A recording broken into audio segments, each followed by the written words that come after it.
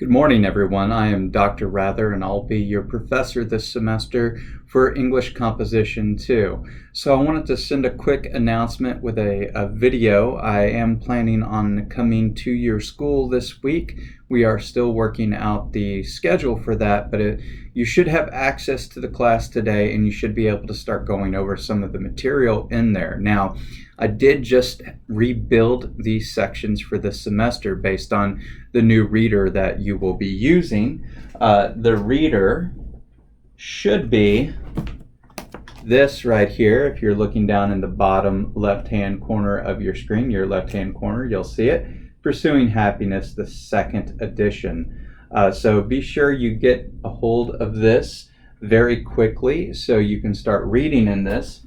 You'll also have this textbook here, which is the Composition and Rhetoric Guide. Now, there is a handbook called the Little Seagull Handbook that is recommended in some sections of English Composition 2. I don't normally recommend it simply because I provide a lot of resources for citation and essay structure via the internet. So most of the same information is available for free on sites like OWL at Purdue. And we'll talk more about that as the semester progresses. So this is going to be just a real quick video so you can sort of see the layout of the course. You see here how it's set up. I'm in student view. So over on your right hand side of the screen, you have the upcoming events. This is assignments that are due, things that you need to work on. Now, I will be adding to these assignments eventually a few things, like there is a diagnostic that you will be required to complete this semester. That's a departmental requirement. I don't have much control over that, but I'll upload it and give you a due date for it as soon as it's there, and we'll treat it as if you work on it just during your scheduled class time, since most of you are dual credit students. But you see here all the due dates, and anytime you need to know what's due in this section, it's all going to be posted here in upcoming events. And you can also just go straight to the calendar, as you see here, and it'll also put things with the most recent on top and the older things, or the newer things, near the bottom as they come due. And you can export that to other calendars. I've never tried that, so I don't know too much how that's going to work. If you ever need to get my old announcements, you just click here on announcements, but typically anytime I post an announcement, it'll be right here in latest announcements. Now, your first module, you can see this. I want you all to see this, actually. You can't see any of the material down here in those topics because I want you to work through what is called these Moodle books, and everything's linked there. Now, if there are any issues with a link, please message me respectfully, and I will fix the link as soon as possible. Again, I had to rebuild the classes because of the new reader, so there's going to be some things that are added as the semester progresses and some things that might not work from time to time. Just get in touch with me as soon as you can, and I'll get to it and fix it as soon as I can. But in order to open these future modules, you need to work in order through everything in the modules before, and you need to complete a major assignment for each module, so which is typically going to be a paper. So this right here is the Moodle book, what it looks like. You can see here an introduction to me again, and then you have some links, and some elements will be linked in here for you to access. So in order to access the departmental syllabus, that's going to be here. As you click the link, it'll open, and it should open as PDF. Now, this also appears, the syllabus also appears in that Composition and Rhetoric Guide. And if you go to the table of contents, you'll be able to find it. Now, my specific syllabus that deals specifically with your section is here, and it also opens as a PDF, which means it should open on any device. Now, I will say a lot of students try to do work on phones or tablets at home. Moodle isn't very good for phones or tablets. It's going to create a lot of issues for you. If you try to do that, please don't do that. Now, there is a Moodle app, and sometimes the quizzes are doable that way. But I still would recommend sitting down at a computer. Now, you're lucky, since most of you are dual credit students. you can do this during a scheduled time during your school day. So use that time during your school day. And then you have the syllabus quiz, which will require that you have obviously read the syllabus and understand it. So that's the basics of the first Moodle book. And then to navigate these books, all of them will be set up pretty much the same way. You use these arrows. You go through anything that's highlighted in blue, a different color, is an activity or a document you need to look at. And you should read all this text here as well.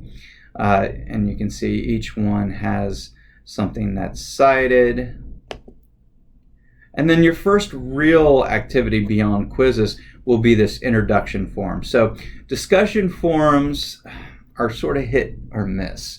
And I know a lot of high school students typically blow off discussion forums. They treat them as busy work. And so they post things that are pretty, I should say, inane. Basically a waste of the reader's time.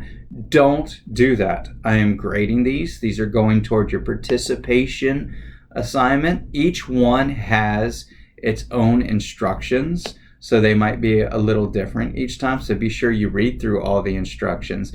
And as you see here, you're going to have specific things to do for this one. So like post a picture of yourself or a character from fiction that you feel represents you. So I'm going to be a little silly here, and you could just go and do a Bing search or a Google search and find a character that you think represents you, as long as it's school appropriate.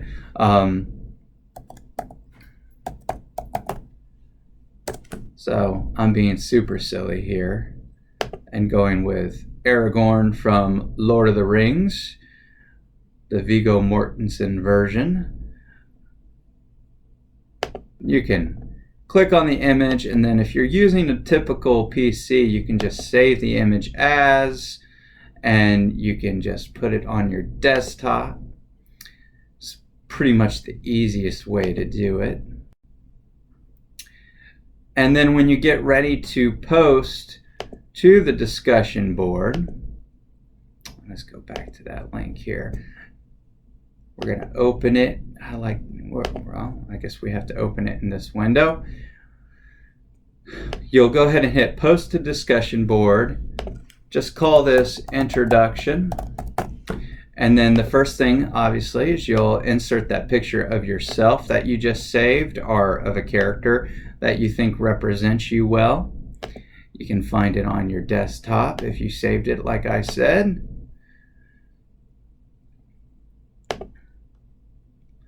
Now you may have to go in, because sometimes these images are quite large, as you see here.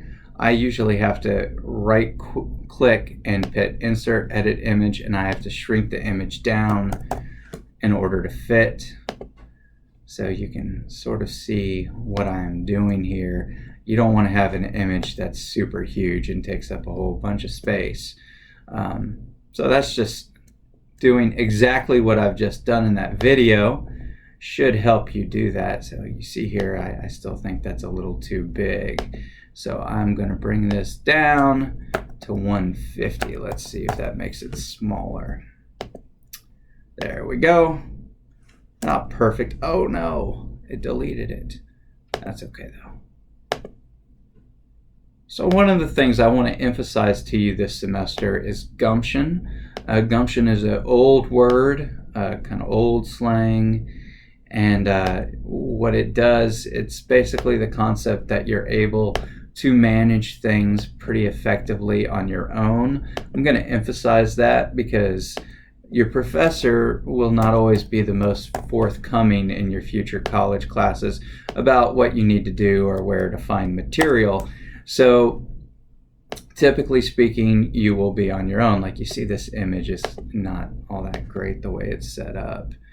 So you're going to have to play a little bit with your images here to make sure that they look good. So you see I adjusted it and it keeps deleting, but now I know pretty much what to do. So let's try this one more time.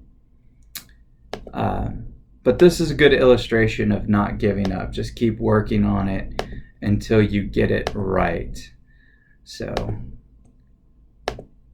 hopefully you're all seeing this struggle.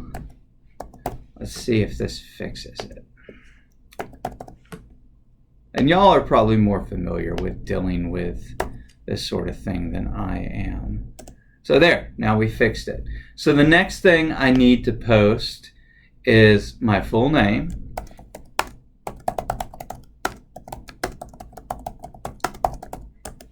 Now, to get full credit, I got to follow all these instructions. And then post the history of your name. So I've already done some research, but this is one of those instances, even though I'm going to discourage the use of Google search and Bing search for research for your papers, this is one of those things where this isn't that bad. So I've looked up the name Michael.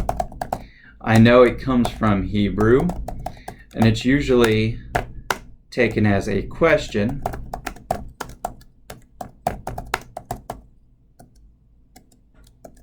What is like God? And then I looked up the history of the last name Rather, which is Germanic languages, and it usually refers to wrath or anger. So I jokingly say my name is the question, what is like God's wrath? Which is very dramatic. And basically meaningless, but it's kind of fun. So I want you to do something similar like that. Now, if you have like a unique spelling or a unique name, you know your name is something that your family invented in some sort, because that's very common these days. You can talk to a family member and interview them. You should have done some sort of interview exercise during English Composition 1. And find out some information about where they came up with the name or the unique spelling and enter that information as well. But that's basically all you need. Not a whole lot of detail there. Post what your goals are for this course and be more specific than to pass or to learn to write well. Make sure your goals are measurable so that you can evaluate your progress at the end of the semester. So I'm a big believer in measurable goals, so you can see where you started and where you end up and see if you actually achieved your goals. So for me, I have a couple goals here.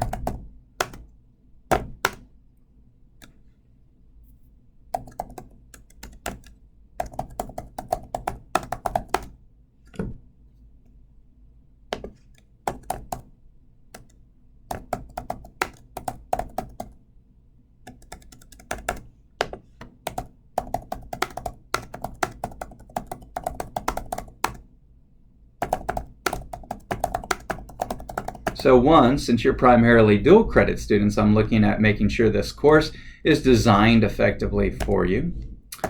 And my second goal is to show my students that research for writing can actually be entertaining and enlightening.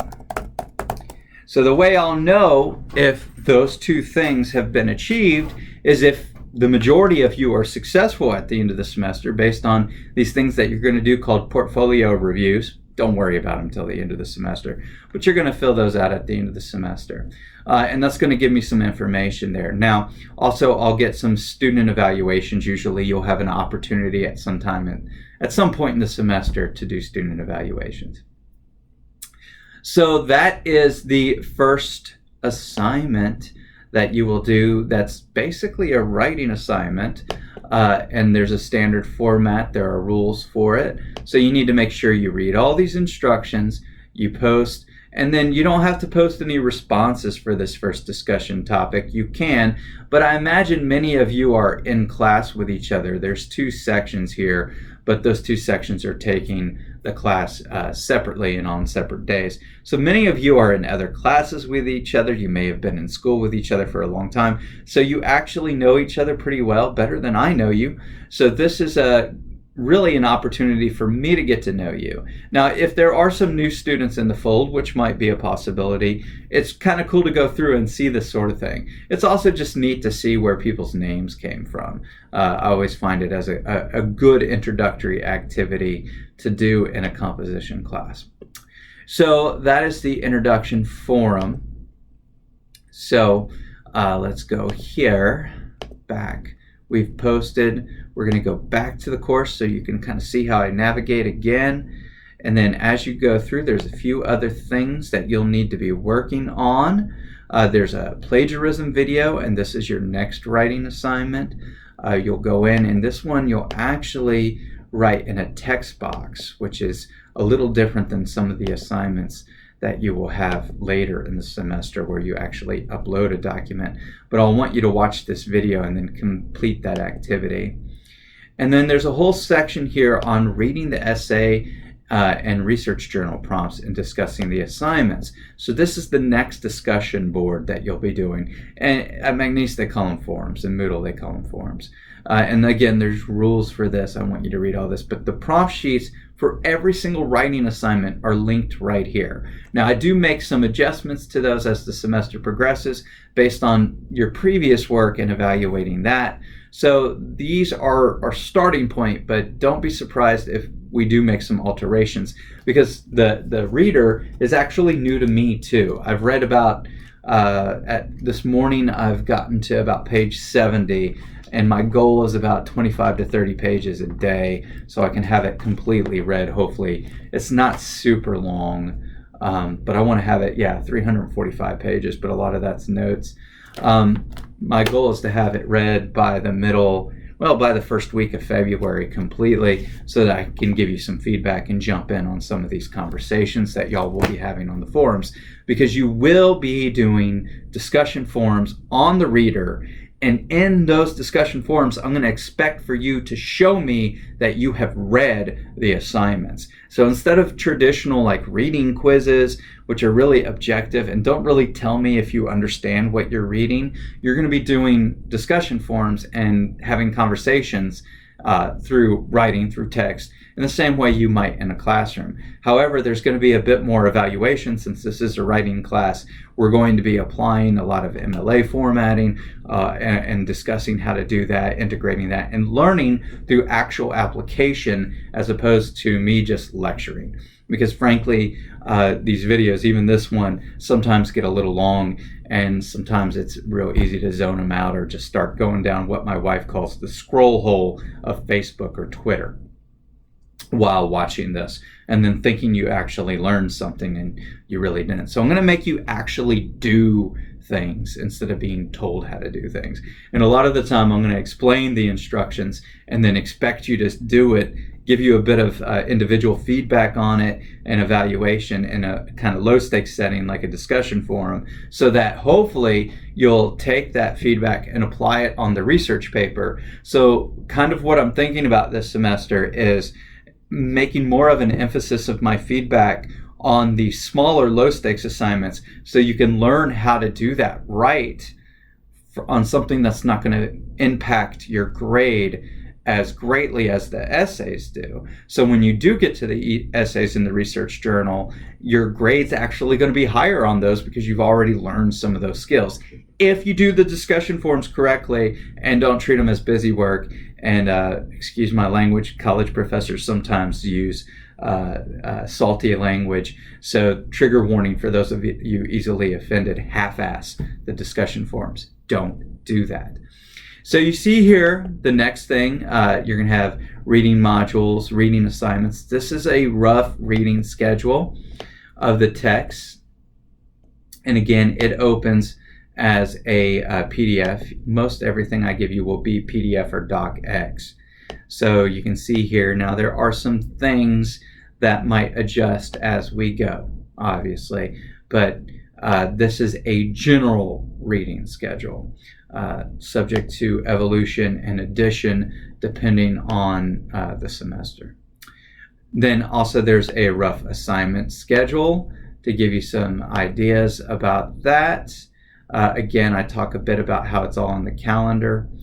And then your first true writing assignment is this MLA revision activity. Okay, so this MLA revision activity is a little interesting. I find that a lot of students, so you can see here I have to fix this link. So I'm going to do that after I close out this video. But the revision assignment will basically be you going in and correcting a paper. Basically what a Comp 1 paper would look like from a different institution on a different semester. So I'm going to switch real quick here and make this screen, if it'll let me. Hold on here. It's not letting me expand it. There we go. Let's make my video a little bigger since that link isn't working right now, so y'all can see on paper what I'm talking about. Okay, so what you have here, this will be what will be linked for you in the assignment, a paper that looks like this. Now the students, this is an actual student paper from the previous semester. The student's name is blacked out, obviously you can't see it, and it'll be in PDF format, so you won't actually get to just like open this up and fix it in a word processor. You're gonna have to retype the whole thing, and then you're going to use this right here, which will be in DocX. This is a MLA template that I found that explains MLA formatting and walks you through it, because I find a lot of Comp 2 students still struggle with formatting. So this is a good way to refresh your memory through actual application instead of just a nitpicky quiz. Now, your new best friend in this composition and rec guide, you saw I picked it up, is the table of contents, because every semester I'm going to be using this basic template of this class across multiple semesters. So every semester this might change because there's a new edition every semester. But in the textbook, the table of contents, there's some self-assessment rubrics, there's self-analysis rubrics for 102. Look for that. Make sure you go to English 102 materials, and then there's a subsection, English 102 self-analysis rubrics. And when you go and look at that self-analysis rubric, the reason I want you to look at it is because, let me get to it myself here, because when we get done with the research journal will be the first thing we do. We're going to write a prospectus, and this is how you're going to be evaluated. This is the rough way that I'm going to grade this paper. So I want you to apply this to that student paper that you revise and get used to the idea of using these in your textbook to help you understand what you're doing. So one cool thing you can do, actually, if you have access to a printer, scanner, copier, is you can copy that and just do it by hand yourself rather than filling it out in the book, because you might want to save it again for the prospectus. Okay, let me shrink this back down, since really going over Moodle is the most important thing here for you all. And then you see the next thing that we have in the Moodle book is the reading discussion unit for Unit 1, which will be Chapter 1 in here based on your reading assignments and any of the materials that we also go over in the composition and rhetoric guide. And there's specific rules posted in that discussion forum as well for you to follow, and some things with how to practice. I've linked some resources from Mal at Purdue on how to do in-text citation and works cited, because I want you to practice those in the forums as we progress. So that is it. That's the beginning of the semester. That's the first Moodle book that I want you to work in. Most of the Moodle books are pretty much structured the same way. In fact, they get less content as the semester progresses, because frankly, there's less nuts and bolts sort of concepts we need to go over and refresh your memory on as the semester progresses. And we're really going to be just focused on the writing. So really, a lot of what I try to do is front load the class, so most of your work is going to be at the beginning of the semester. So at the end of the semester, we can really focus on developing quality papers and spend a lot of time working on those. Now, a few pieces of advice before I let you go in the last 30 seconds here. Do not procrastinate. There are due dates on here. Those due dates are last dates of submission. So I don't want you to think about the due dates that are on here as the date you submit them necessarily, or the date you have to submit them. Those are the dates when I start grading them. So I'll start grading them the next day. You're more than welcome, if you're moving through the content quickly, to post early. Do keep in mind though, for reading forums, a lot of that, once we start doing actual discussions with each other, they're going to be dependent on other students posting as well. So you can apply some peer pressure there and make sure everybody applies at, does that at a decent time, because they do lock after a certain point. Typically they lock the week before the papers do, and I'm not reopening them because it's very time intensive to go over that information and to give feedback, and quality feedback at that. And as you can imagine, I also have papers. And your section isn't my only section. I usually teach between 100 and 200 students a semester, depending on the semester. So that's a lot of reading. Think about it, 4-page paper times 200 every 2 weeks. So I'm reading about 1,000 pages of student writing every 2 weeks. It's pretty intense sometimes, but I love it. That's why I do what I do. So don't half-ass, don't procrastinate. Get things in as soon as you can. Also, by trying to do it sooner, if there is a technical issue, because frankly, we're dealing with Moodle and online classes, there's always technical issues that come up. We can then deal with it before that final due date and make sure that things are done well. So don't half-ass, don't procrastinate. And then my final biggest recommendation is, with any sort of writing, email, discussion forum, any of it, never submit a first draft. Always proofread, edit, and revise. Now, there's an assignment in this first module. You're going to use this document all semester long. It's called Things That Make Writing Teachers Cringe.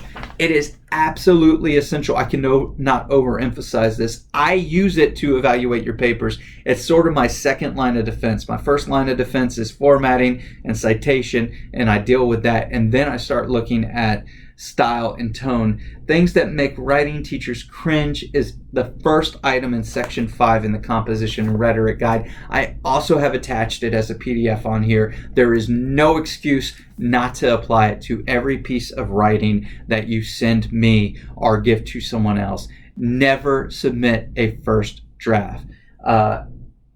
It's okay to write first drafts and to have bad first drafts. You just don't let other people see those. More work should go into revision, proofreading, and editing than actual creation of the document. And a lot of people don't think that way when it comes to composition, but most of your work should be in that revision stage. All right, so email me any questions that come up. My email is mrather@mcneese.edu. Be sure that when you do email me, you're emailing me from a student account. I cannot provide any information to personal accounts.